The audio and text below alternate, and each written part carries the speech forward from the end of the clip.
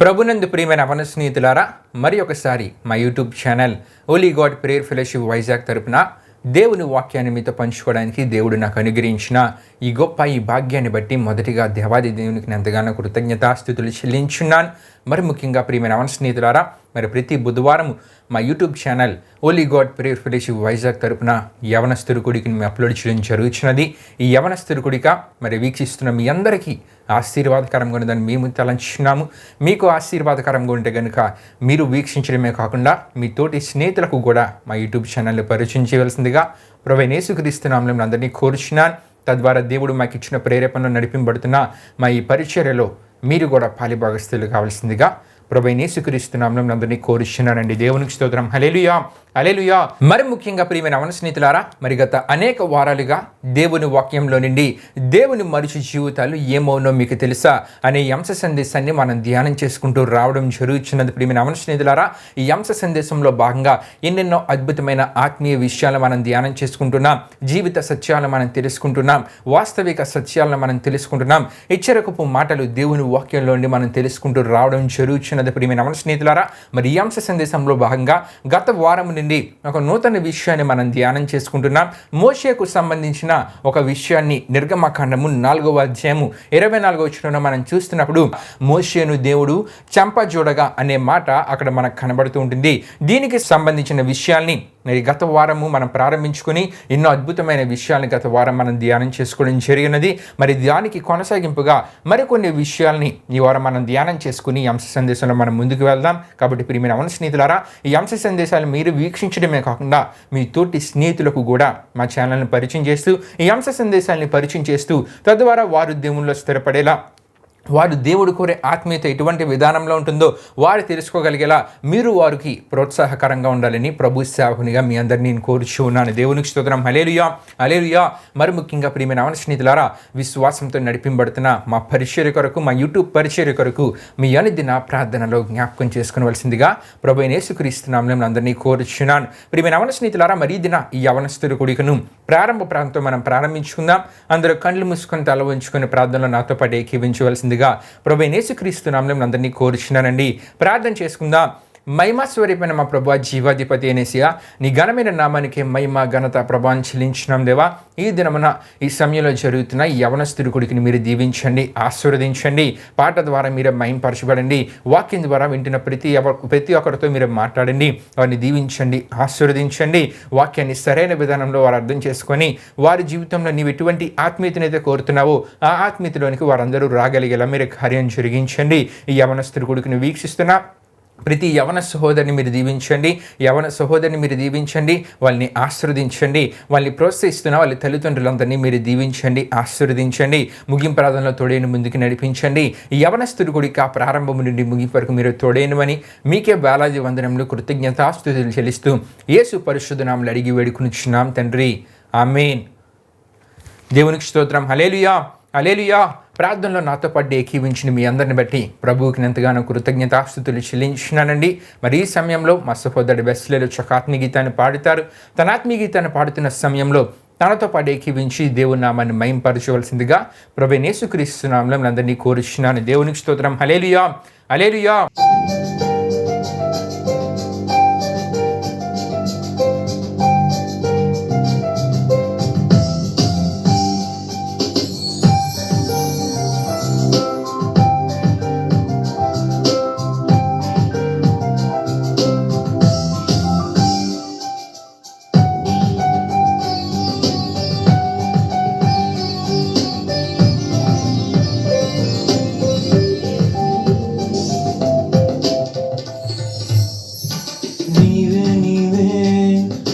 సర్వం నీవే, సమస్తము నీవే. నీవే నీవే నా జీవం నీవే, సహాయము నీవే. నీ స్నేహం కోరి ఎదురు చూస్తున్నా, నీ స్నేహం కోరి ఎదురు చూస్తున్నా, ఎదురు చూస్తున్నా. యేసయ్యా ఎదురు చూస్తున్నా. నీవే నీవే నా సర్వం నీవే, సమస్తము నీవే.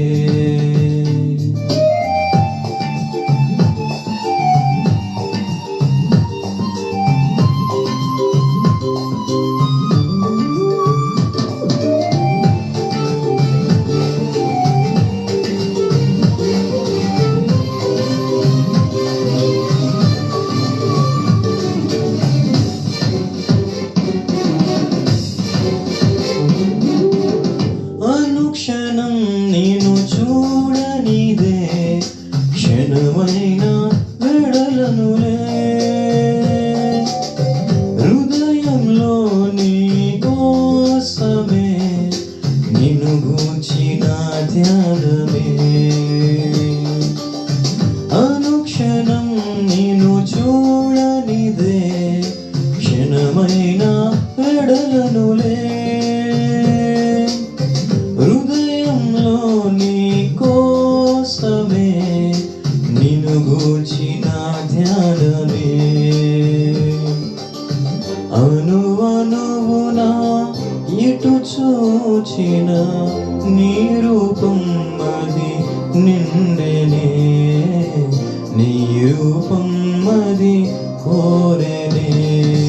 నీవే నీవే నా సర్వం నీవే, సమస్తము నీవే.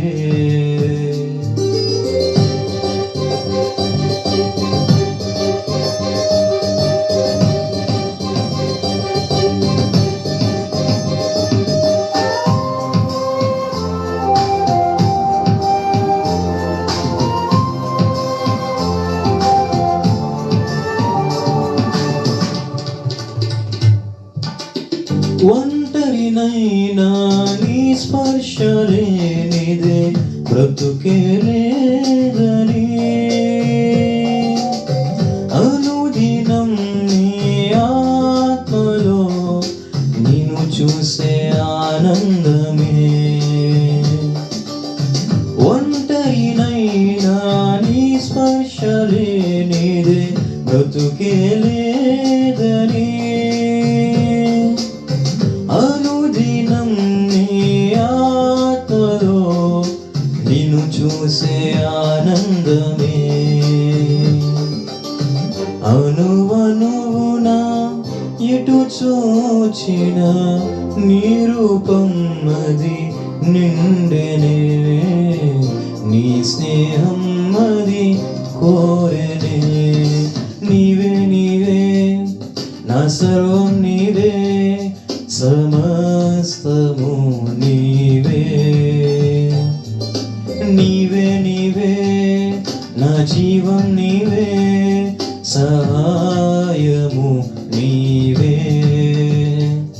నీ స్నేహం కోరి ఎదురు చూస్తున్నా, నీ స్నేహం కోరి ఎదురు చూస్తున్నా.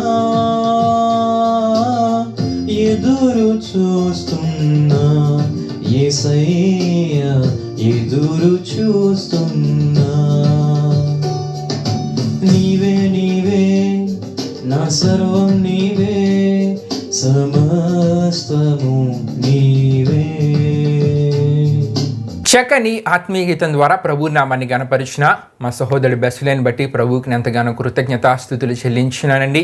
మరి అదే సమయంలో తనతో పాటు ఏకీవించి దేవుని నామాన్ని మహింపరిచిన మీ అందరిని బట్టి కూడా దేవునికి నేను ఎంతగానో కృతజ్ఞతాస్తుతులు చెల్లించినాను. దేవునికి స్తోత్రం. హల్లెలూయా హల్లెలూయా. ప్రియమైన అవన స్నేహితులారా, మరి ముఖ్య సమయంలోనికి మనం వచ్చాం. దేవుని యొక్క వాక్యాన్ని మనం ధ్యానం చేసుకుని పోతున్నాం. దేవుని మనిషి జీవితాలు ఏమవునో మీకు తెలుసా? ఈ అంశ సందేశంలో భాగంగా ప్రియమైన అవన స్నేహితులారా, గత వారము నుండి మోషేకు సంబంధించిన విషయాల్ని నిర్గమకాండము 4వ అధ్యాయం 24వ వచనంలో దేవుడు మోషేను చంపజూడగా అనే మాట మనకు కనబడుతూ ఉంటుంది. ఇంతకీ దేవుడు మోషేను ఎందుకు చంపజూశాడు? ఈ విషయాలు మనం ధ్యానం చేసుకుంటూ గత వారం ఎన్నో అద్భుతమైన విలువైన విషయాల్ని మనం ధ్యానం చేసుకోవడం జరిగినది ప్రియమైన అవన స్నేహితులారా. అయితే ప్రియమైన అవన స్నేహితులారా, దేవుడు మోషే విషయమై ఇటువంటి ఆలోచనను కలిగి ఉండడానికి గల కారణాన్ని క్లుప్తంగా మీకు తెలియజేయాలని ఆశపడుచున్నాను. మోషే అంతకాకుండా తన భార్య దేవునికి ఒక విషయంలో అవిధేయత చూపించారు. నిర్లక్ష్యం చేశారు, అశ్రద్ధ కలిగి ఉన్నారు, దేవుడు పెట్టిన ఆజ్ఞను నెరవేర్చడంలో ఆలస్యం చేశారు. ప్రియమైన అవును స్నేహితులారా, అదే ఏమిటంటే ప్రియమైన అవును స్నేహితులారా, సున్నతి ఎవరి విషయంలో అంటే మోషే తన జ్యేష్ఠ కుమారుని విషయమై సున్నతి ఆచారాన్ని నిర్లక్ష్యం చేశాడు, అవిధేయత చూపించాడు, అంతేకాకుండా అశ్రద్ధ కలిగి ఉన్నాడు. ప్రియమైన అవును స్నేహితులారా, మోషే ఈ విధంగా చేయడాన్ని బట్టి, మోషే అంతేకాకుండా తన భార్య అవిధేయతను చూపించడాన్ని బట్టి దేవుడు ఏం చేశారంటే మోషేను చంపచూడగంటే ఒక తీవ్రమైన అస్వస్థతను దేవుడు మోషేకు కలుగు చేశారు. ప్రియమైన అవును స్నేహితులారా, ఇక్కడ మనం గమనించవలసిన అతి ప్రాముఖ్యమైన విషయం ఏంటంటే దేవుడు నిజంగా మోషేని చంపేయాలని అనుకుంటే కనుక ఎంతో సులభంగా చంపివేసేవారు. కానీ ప్రియమైన అవును స్నేహితులారా, దేవుడు ఒక తీవ్రమైన అస్వస్థతను మోషేకు కలుగు చేశారంటే దానికి గల కారణం ఏంటంటే ఆ సమయంలో మోషే చేసిన తప్పిదాన్ని గ్రహించి దానిని నెరవేర్చి ఆత్మీయతలోనికి రావాలని దేవుడు ఒక తీవ్రమైన అస్వస్థతను మోషేకు కలుగు చేశారు. ప్రియమైన అవును స్నేహితులారా, ఈ విషయాలన్నీ గత వారం ఎంతో వివరంగా మీకు తెలియజేయడం జరిగినది. అంతేకాకుండా సున్నతి గురించిన దేవుడు అబ్రాహాముతో చేసిన నిత్య నిబంధనకు గుర్తుగా ఉన్న సున్నతి విషయమై ఎన్నో అద్భుతమైన విషయాల్ని మరి గత వారం మనం ధ్యానం చేసుకున్నాం. సున్నతిని గురించి పూర్తి వివరణ గత వారం మా యూట్యూబ్ ఛానల్లో ఈ యవనస్తుడి కుడికలో మీకు తెలియజేయడం జరిగినది. కాబట్టి ప్రియమైన అవును స్నేహితులారా, ఈ వర్తమానాల్లో ప్రతి భాగాన్ని మీరు వీక్షించాలనుకుంటే కనుక మా ఛానల్లో ప్లేలిస్ట్ కూడా అవైలబుల్గా ఉంది. ప్రియమైన అవును స్నేహితులారా, వీక్షించవలసిందిగా ప్రభు సేవకునిగా మీ అందరిని నేను కోరుచున్నాను. దేవునికి స్తోత్రం. హల్లెలూయా, హల్లెలూయా. అయితే ప్రియమైన అవును స్నేహితులారా, గత వారం చివరిలో మనం ఏ విషయాన్ని చెప్పుకున్నామంటే సున్నతి విషయమై అబ్రాహాము ఏ విధంగా స్పందించాడో, అంతేకాకుండా సున్నతి విషయమై మోషే యొక్క స్పందన ఏ విధంగా ఉందో వచ్చే వారం మనం తెలుసుకుందామని చెప్పుకొని గత వారం అంశ సందేశాన్ని మనం ముగించుకోవడం జరిగినది. అయితే ప్రియమైన అవును స్నేహితులారా, అబ్రాహాము ఎలా స్పందించినాడో ఈ వారం ముందుగా మనం తెలుసుకుంటూ ఈ అంశ సందేశంలో మనం ముందుకు వెళ్దాం. ప్రియమైన అవును స్నేహితులారా, దేవుడు అబ్రాహాముకి ఒక నిత్య నిబంధనకు గుర్తుగా సున్నతి ఆచారం గురించి తెలియజేసినట్లు ఆదికాండము 17వ అధ్యాయంలో మనం చూస్తూ ఉంటాం. అయితే అబ్రాహాము యొక్క స్పందన ఏ విధంగా ఉందని మనం ఆలోచిస్తే గనుక ఆదికాండము 17వ అధ్యాయం 23 నుండి 27 వరకు రాయబడి ఉన్న వాక్య విషయంలో మనం చదివితే గనుక అక్కడ ఏమని రాయబడి ఉంటుందంటే, అప్పుడు అబ్రాహాము తన కుమారుడైన ఇష్మాయేలును, తన ఇంట పుట్టిన వారినందరినీ, తన వెండితో కొనబడిన వారినందరినీ, అబ్రాహాము ఇంటి మనుషులలోను ప్రతి వారిని పట్టుకొని దేవుడు తనతో చెప్పిన ప్రకారం ఆ దినమందే వారి గోప్యాంగ చర్మమున సున్నతి చేశాను. అబ్రాహాము గోప్యాంగ చర్మమున సున్నతి చేయబడినప్పుడు అతడు 99 ఏండ్లవాడు. అతను కుమారుడైన ఇష్మాయేలు గోప్యాంగ చర్మము సున్నతి చేయబడినప్పుడు అతడు 13 ఏండ్లవాడు. ఒక్క దినమందే అబ్రాహామును అతను కుమారుడైన ఇష్మాయేలును సున్నతి పొందిరి. అతని ఇంట పుట్టిన వారును, అన్యుని యొద్ద వెండితో కొనబడిన వారును, అతని ఇంటిలోని పురుషులందరూ అతనితో కూడా సున్నతి పొందిరని మనం చూస్తూ ఉంటాం. దేవునికి స్తోత్రం. హల్లెలూయా, హల్లెలూయా. అంటే ప్రియమైన అవును స్నేహితులారా, దేవుడు అబ్రాహాముతో చేసిన నిత్య నిబంధనకు గుర్తుగా ఉన్న ఈ సున్నతి ఆచారాన్ని ప్రియమైన అవును స్నేహితులారా ఎవరి దగ్గర నుండి ఇది ప్రారంభమైందంటే అబ్రాహాము దగ్గర నుండి ప్రారంభమైందనే విషయాన్ని తప్పక మనం తెలుసుకోవాలి. గనుకనే ప్రియమైన అవును స్నేహితులారా 99 సంవత్సరాల వయసు గల అబ్రాహాము కూడా సున్నతిని తన శరీరం ముందు ఆచరించాడంటే తన గోప్యాంగ చర్మమునందు సున్నతి చేయబడింది. ప్రియమైన అవును స్నేహితులారా, ఎందుకంటే సున్నతి అబ్రాహాము దగ్గర నుండి ప్రారంభమైంది కనుక 99 సంవత్సరాల వయసు అబ్రాహాము కలిగి ఉన్నప్పటికీ, వృద్ధాప్యమందు ఉన్నప్పటికీ ప్రియమైన అవును స్నేహితులారా దేవుడు చెప్పిన ఆ నిత్య నిబంధనకు గుర్తుగా ఉన్న ఈ సున్నతి ఆచారాన్ని అబ్రాహాము ఆచరించాడు. దేవునికి స్తోత్రం. హల్లెలూయా, హల్లెలూయా. ఎందుకంటే అబ్రాహాము దగ్గర నుండి ఇది ప్రారంభం అవ్వాలి కాబట్టి అబ్రాహాము ఆచరించాడు. అంతేకాకుండా అతని కుమారుడైన ఇష్మాయేలు గురించి మనం చూస్తే 13 సంవత్సరాల వయసు ఇష్మాయేలుది.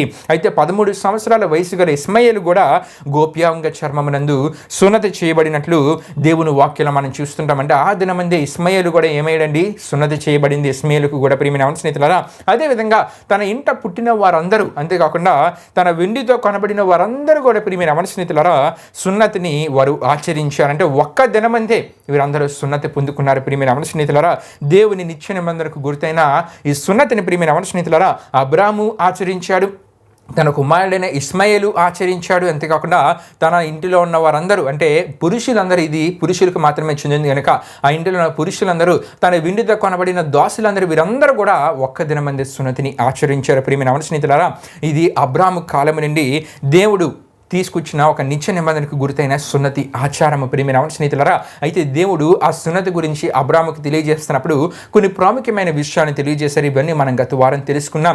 మరొకసారి క్లుప్తంగా మీకు తెలియజేస్తూ ఉన్నాను. ఎవరైతే సున్నతి ఆచారాన్ని ఆచరిస్తారో ప్రియమైన స్నేహితులారా, వారికే తన దేవుడనై ఉంటానని, వారే తన ప్రజలై ఉంటారని దేవుడు అప్పుడు అబ్రాముతో చేసిన నిత్య నిబంధన సమయంలో చెప్పినట్లు మనం చూస్తూ ఉంటాం. అంతేకాకుండా అబ్రాముతో దేవుడు చేసిన వాగ్దాన సంబంధమైన ప్రతి ఆశీర్వాదానికి వారే వారసులు అవుతారు. అంటే ఎవరైతే సున్నతి ఆచారాన్ని ఆచరిస్తారో వారే వారసులు అవుతారని దేవుడు ఆ సందర్భంలో తెలియజేశారు. దేవుడు చెప్పినట్లు వెంటనే ఆలస్యము చేయక ప్రియమైన స్నేహితులారా దానిని ఆచరించాడు.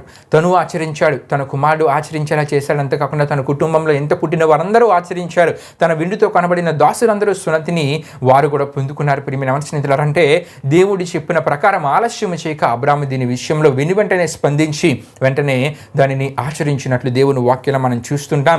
ఇంతకంటే ప్రాముఖ్యమైన విషయం ఏంటంటే తన కుమారుడు దేవుడిచ్చిన సంతాన ఆశీర్వాదమైన ఇస్సాకు గురించి మనం ఆలోచిస్తున్నప్పుడు దేవుడు చెప్పినట్లు 8వ దినమున ఇస్సాకుకు సున్నతి చేసినట్లు ఆదికాండం 21:4 మనం చూస్తుంటాం. అక్కడ రాయబడి ఉన్న మాట ఏంటంటే ప్రియమైన స్నేహితులారా, మరియు దేవుడు అబ్రాముకు ఆజ్ఞాపించిన ప్రకారము అతడు 8 దినముల వాడైన ఇస్సాకు అనే తన కుమారునికి సున్నతి చేశానని మనం చూస్తూ ఉంటాం. దేవునికి స్తోత్రం. హల్లెలూయా, హల్లెలూయా. అంటే ప్రియమైన స్నేహితులారా, సున్నతి విషయమై ప్రారంభంలో దేవుడు చెప్పినప్పుడు దాని విషయమై అబ్రాము ఆలస్యం చేయలేదు, తను ఆచరించాడు. తన కుమారుడైన ఆ సమయంలోనే ఇస్మాయేలు ఆచరించాడు. అంతేకాకుండా ప్రియమైన స్నేహితులారా, తన ఇంట పుట్టిన పురుషులందరూ సున్నతి ఆచారాన్ని వారు ఆచరించారు. అంతేకాకుండా ప్రియమైన స్నేహితులారా, విందుతో కనబడిన ప్రతి ఒక్కరూ సున్నతిని పొందుకున్నారు. ప్రియమైన స్నేహితులారా, దీనికంటే అతి ప్రాముఖ్యమైన విషయం ఏంటంటే తరువాతి కాలంలో కూడా దేవుడు పెట్టిన ఈ ఆచారాన్ని నిత్య నిబంధనకు గుర్తుగా ఉన్న సున్నతి ఆచారాన్ని ప్రియమైన స్నేహితులారా తనకు దేవుడిచ్చిన వాగ్దాన పుత్రుడైన ఇస్సాకు విషయంలో కూడా అబ్రాము నెరవేర్చాడు. దేవునికి స్తోత్రం. హల్లెలూయా, హల్లెలూయా. ఆ సమయంలో కూడా ఆలస్యం చేయలేదు. ప్రియమైన స్నేహితులారా, అబ్రాము నెరవేర్చాడు. అంటే దేవుడు చెప్పినప్పుడు చేశాడు, దానిని ఇంకా విడిచిపెట్టక దేవుడు చెప్పిన ప్రకారము తన కుటుంబంలో ఎవరైతే జన్మిస్తారో వారందరి విషయమై, పురుషుల విషయమై ప్రియమైన స్నేహితులారా సున్నతి పద్ధతిని ఆచరించాడు. ప్రియమైన స్నేహితులారా, దేవుడు చెప్పిన విషయాన్ని తూచా తప్పకుండా అబ్రాము ఆచరించాడు గనుకనే ప్రియమైన స్నేహితులారా దాని విషయంలో శ్రద్ధ కలిగి ఉన్నాడు గనుకనే, నిర్లక్ష్యం చేయలేదు గనుకనే, విధేయత చూపించాడు గనుకనే ప్రియమైన స్నేహితులారా అన్ని విషయాల్లో దేవుడు అబ్రాముని ఆశీర్వదించారు. అంతేకాకుండా తన తర్వాత తన సంతతి నుండి వచ్చిన తరముల వారందరూ దేవుని నిత్య ఆశీర్వాదాలకు యోగ్యులుగాను, అంతేకాకుండా అర్హులుగాను ఎంచబడుటను పొందుటను దేవుని వాక్యంలో మనం చూస్తుంటాం. ఈ విషయాలను మీరు తెలుసుకోవాలనుకుంటే కనుక ఆదికాండం 24:1 యాకోబు రాసిన పత్రిక 2:23 ఆదికాండం 26:4-5 వరకు రాయబడిన వాక్య వచనాలను ఆదికాండం 22:17-18 మీరు చదివితే కనుక ఈ విషయాలు మీకు క్లియర్గా తెలియజేయబడతాయి. దేవునికి స్తోత్రం. హల్లెలూయా. అయితే ప్రియమైన స్నేహితులారా, దేవుడు అబ్రాముతో చేసిన నిత్య నిబంధనకు గుర్తుగా ఉన్న సున్నతి విషయమై అబ్రాము స్పందన ఏ విధంగా ఉందో ఇప్పుడు వరకు మనం తెలుసుకోవడం జరిగినదంటే ఆలస్యము చేయలేదు, నిర్లక్ష్యము చేయలేదు, అవిధేయత చూపించలేదు, అశ్రద్ధ లేదు. ప్రియమైన స్నేహితులారా, దేవుడు చెప్పింది వెనువెంటనే చేశాడు. అంతేకాకుండా దానిని కొనసాగించినట్లు దేవుని వాక్యంలో మనం చూస్తుంటాం. అయితే మోషేత అతని భార్య స్పందన ఏ విధంగా ఉందంటే ప్రియమైన స్నేహితులారా, వారిద్దరూ దేవుడు చెప్పిన ఈ ఆచారము, దేవుడు పెట్టిన ఈ ఆజ్ఞను నిర్లక్ష్యము చేశారు. ప్రియమైన స్నేహితులారా, అవిధేయత అనేది వీరు చూపించారు, అశ్రద్ధ అనేది వీరు కలిగి ఉన్నారు. ప్రియమైన స్నేహితులారా, అయితే ప్రియమైన స్నేహితులారా, దేవుని వాక్యంలో అవిధేయత ఎవరైతే దేవుని మాటకు చూపిస్తూ ఉంటారో అవిధేయత చూపడం కూడా ఒక పాపము కిందకే వస్తుందని దేవుని వాక్యం మనకు సెలవిస్తూ ఉంటుంది. నిజమే. సమూయేలు మొదటి గ్రంథము 15వ అధ్యాయం మనం చూస్తున్నప్పుడు ఒక సందర్భము మనకు కనబడుతూ ఉంటుంది.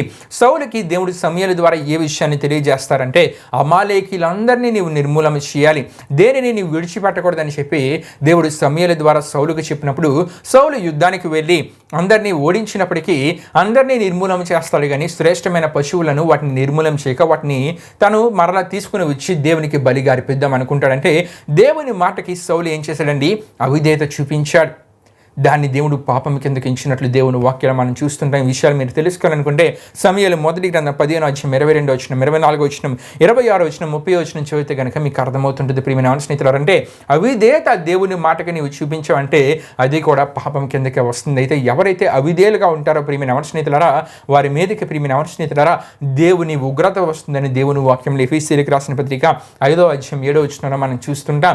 అవిధేయులుగా ఎవరైతే ఉంటారో వారి మీదకి ఎటువంటి కోపం వస్తుంది ఇంకా మీరు తెలుసుకో తెలుసుకోవాలనుకుంటే కనుక ఇర్మియా గ్రంథం 4వ అధ్యాయం 4వ వచనం చదివినప్పుడు, నెహెమ్యా గ్రంథం 9వ అధ్యాయం 26 నుండి 27 వరకు రాయబడిన వాక్య వచనాలు చదివితే మీకు ఇంకా క్లియర్గా అర్థమవుతుంది. అంటే దేవుడు ఎవరైతే అవిధేయులుగా ఉంటారో వారిని శత్రువులకు అప్పగించేస్తారు. వారి మీదకి దేవుని కోపం వస్తుంది, దేవుని ఉగ్రత వారి మీదకి వస్తుందని దేవుని వాక్యాలు మనం చూస్తుంటే, అంటే మోషే తన భార్య దేవుడు పెట్టిన ఆజ్ఞ విషయమే వారు ఏం చేశారండి? అవిధేయత కలిగి ఉన్నారు.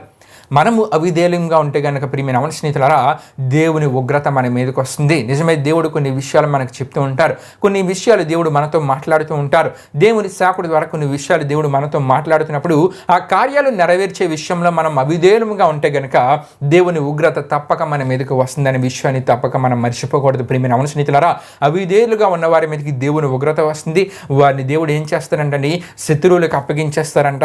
ఈ విషయాలన్నీ దేవుని వాక్యంలో మనకు కనబడుతూ ఉంటాయి. అదేవిధంగా నిర్లక్ష్యము, మోషే తన భార్య నిర్లక్ష్యం చేశారు. ప్రియమైన అవన స్నేహితులారా, దేవుని వాక్యం మనం చూస్తున్నప్పుడు దేవుని విశ్రాంతి దిన విషయమై పాత నిబంధన కాలంలో నిర్లక్ష్యం చేయవారి విషయమై నెహెమ్యా గ్రంథము 13వ అధ్యాయం 17 నుండి 18 వరకు ఈ విధంగా రాయబడి ఉంది. ప్రియమైన అవన స్నేహితులారా, ఎవరైతే దేవుని కార్యాల విషయము నిర్లక్ష్యం చూపిస్తుంటారో వారు దుష్కార్యాన్ని చేసినట్లని దేవుడు దాన్ని పరిగణిస్తాడంట.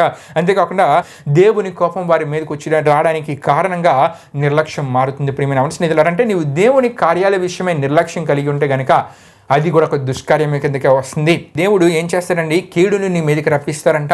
అంతేకాకుండా దేవుని కోపం నీ మీదకు వస్తుందంటే ప్రియమైన అవన స్నేహితులారా, ఇంకా మీరు ఈ విషయాలు తెలుసుకోవాలంటే, నిర్లక్ష్యం గురించి తెలుసుకోవాలనుకుంటే యేస్కేలు గ్రంథం 17వ అధ్యాయం 16వ వచనంలో మనకు కనబడుతుంది. యోబు గ్రంథం 31వ అధ్యాయం 13 నుండి 14 వరకు, మలాకి గ్రంథం 1వ అధ్యాయం 6 నుండి 14 వరకు రాయబడిన వాక్య వచనాలు చదివితే కనుక నిర్లక్ష్యము, దేవుని కార్యాల విషయమై నిర్లక్ష్యం చేస్తే ఇటువంటి పరిస్థితులు దేవుని యొద్ద నుండి మన మీదకు వస్తాయో, మన మీదకు రప్పించబడతాయో మీకు క్లియర్గా తెలియజేయబడుతుంది. ప్రియమైన అవన స్నేహితులారా, దేవునికి స్తోత్రం. హల్లెలూయా, హల్లెలూయా.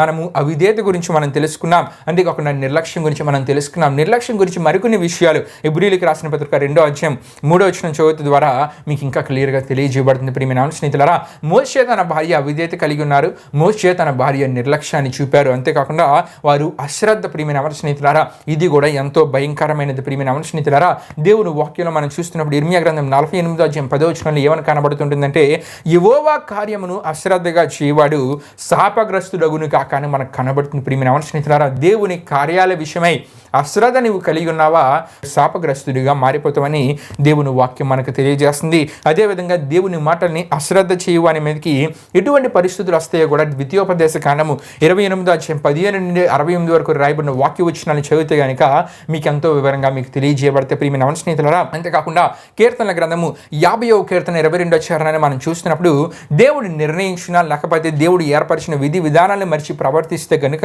దేవుడు వారిని చీల్చి వేదినని చెప్తున్నట్లు అక్కడ మనం చూస్తూ ఉంటాం. ఈ విషయాలన్నీ ఇంత వివరంగా మీకు తెలియజేయడం గల కారణం ఏంటంటే ప్రియమైన అవన స్నేహితులారా, మోషే తన భార్యలో ఏముందంటే అవిధేయత ఉంది. మోషే తన భార్యలో ఏముందంటే నిర్లక్ష్యం చేసే ఒక ఆత్మీయత వారిలో ఉంది. మోషే తన భార్యలో ఇంకేముందంటే అశ్రద్ధ ఉంది.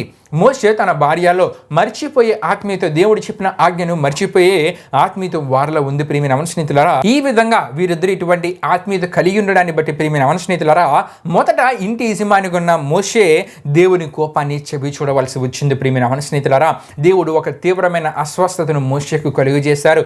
ఈ తీవ్రమైన అస్వస్థత ప్రియమైన అవన స్నేహితులారా మోషే యొక్క మరణానికి దారి తీసేదని తప్పక మనం తెలుసుకోవాలి. అయితే ఈ విషయాన్ని ప్రియమైన అవన స్నేహితులారా, దీన్ని త్వరగా గ్రహించిన మోషే భార్య ఏం చేశారంటే విని వెంటనే స్పందించి, తను చేసిన తప్పును గ్రహించి విని వెంటనే స్పందించి నిర్గమాకాండం 4వ అధ్యాయం 25వ వచనం మనం చూస్తున్నప్పుడు సిప్పోరా వాడిగల రాయి తీసుకొని తన కుమారునికి సున్నతి చేసి అతని పాదముల యొద్ద అది పడివేసి, నిజముగా నీవు నాకు రక్త సంబంధమైన పెనిమిటి వైతివనెను.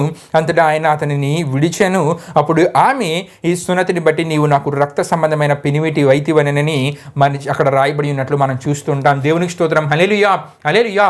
అయితే ఇదే విషయాన్ని మీకు సులభంగా అర్థమవడానికి ప్రియమైన అవన స్నేహితులారా, పవిత్ర గ్రంథ వ్యాఖ్యాన సైతంలో నుండి వాడిక భాషలో మీ కొరకు నేను చదువుచున్నాను. ప్రియమైన అవన స్నేహితులారా, నిర్గమకాండం 4వ అధ్యాయం 24 నుండి 26 వరకు రాయబడిన వాక్యం వచ్చిన అక్కడ ఏమని రాయబడి ఉంటుందంటే, ప్రయాణంలో వారు మజిలీ చేసిన చోట యెహోవా మోషేను సమీపించి అతన్ని చంపదలిచాడు. అయితే మోషే భార్య సిప్పోరా పదును గల రాయి చేత పట్టుకొని తన కొడుకుకు సున్నతి చేసి వాడి మర్మాంగ చర్మం కొన మోషే పాదాల దగ్గర పడవేసింది.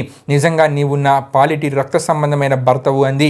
అందుచేత యెహోవా మోషేను బ్రతికనిచ్చాడు. అప్పుడు ఆమె సున్నతి విషయంలో రక్త సంబంధమైన భర్తవే అంది అని మనం చూస్తుంటాం. దేవునికి స్తోత్రం. హల్లెలూయా, హల్లెలూయా. ప్రియమైన యవన స్నేహితులారా, ఈ విషయాలు ఎంత వివరంగా మీకు తెలియజేయడానికి గల ప్రధాన కారణం ఏంటంటే, దేవుని వాక్యంలో రాయబడిన పదాల యొక్క అర్థము మనం తెలుసుకోలేనప్పుడు దేవుని వాక్యాన్ని మనం క్లియర్గా అర్థం చేసుకోలేం. కాబట్టి ప్రియమైన యవన స్నేహితులారా, ఇంత వివరంగా ఈ విషయాలన్నీ మీకు తెలియజేయడం జరుగుతున్నది. ప్రియమైన యవన స్నేహితులారా, మోషే అంతేకాకుండా తన భార్య దేనిని మర్చిపోయారంటే, దేవుడు అబ్రాహాముతో చేసిన నిత్య నిబంధనకు గుర్తుగా ఉన్న ఈ సున్నతి ఆచారాన్ని తన యొక్క జ్యేష్ఠ కుమారుని విషయమై నెరవేర్చడాన్ని వారు మర్చిపోయారు. కాబట్టి వారి మీదకి ప్రియమైన యవన స్నేహితులారా, మోషే ప్రాణానికి ముప్పు కలిగినట్లు దేవుని వాక్యాలు మనం చూస్తుంటాం. వచ్చే వారం ప్రియమైన యవన స్నేహితులారా, ఈ విషయాలకు సంబంధించిన మరికొన్ని ఆత్మీయ విషయాలు మనం ధ్యానం చేసుకుంటే ఈ అంశ సందేశంలో మనం ముందుకు వెళ్దాం. ప్రియమైన యవన స్నేహితులారా, ఈ వారం మనకు తెలియజేయబడిన అద్భుతమైన ఆత్మీయ విషయం ఏంటంటే, అబ్రాహాము ఆలస్యం చేయలేదు కాబట్టి దేవుడు పెట్టిన ఆజ్ఞ విషయమై అబ్రాహాము దీవించబడ్డాడు, గొప్ప సాక్ష్యాన్ని పొందుకున్నాడు, అద్భుత ఆశీర్వాదాలు అబ్రాహాము జీవితంలో పొందుకున్నాడు.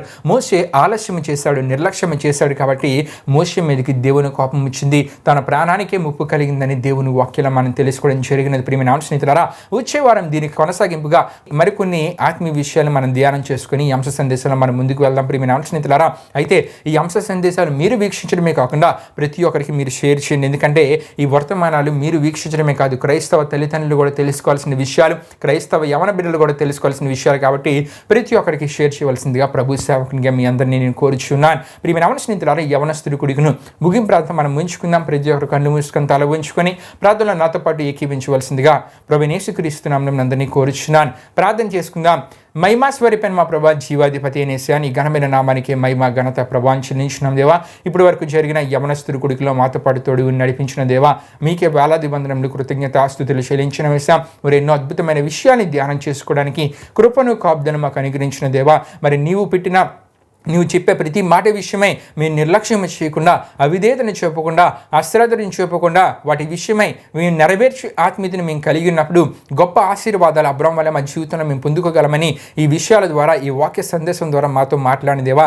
నిజమే, ఈ వాక్యాన్ని వింటున్న వారిలో ఎవరిలోనైనా నీ కార్యాల విషయమై అవిధేయత కానీ, నిర్లక్ష్యము చేసే పద్ధతి కానీ, అశ్రద్ధ కలిగిన వారిగా ఉంటే గనక వారి పశ్చాత్తాపడి నీ కార్యాల విషయమై శ్రద్ధ కలిగి విని వెంటనే ఆ కార్యాలు నెరవేర్చి ఆత్మీయతలోనికి వారు రాగలిగేలా మీరు కార్యం జరిగించండి. ఈ యవనస్తుడి కొడుకుని వీక్షించిన ప్రతి ఒక్కరిని మీరు దీవించండి, ఆశీర్వదించండి. ప్రారంభుడిని వరకు తోడైనందుకు మీకే వేలాది వందనములు కృతజ్ఞత ఆస్తుతులు చెల్లిస్తూ యేసు పరిశుద్ధ నామములో అడిగి వేడుకునిచున్నాం తండ్రి, ఆమేన్. యేసు రక్తమే జయం ప్రభు, యేసు రక్తమే జయం ప్రభు, యేసు రక్తం సంపూర్ణమైన విషయం, అపవాది క్రియలకు అనంత నాశనం కలుగునుగాక. ఆమేన్.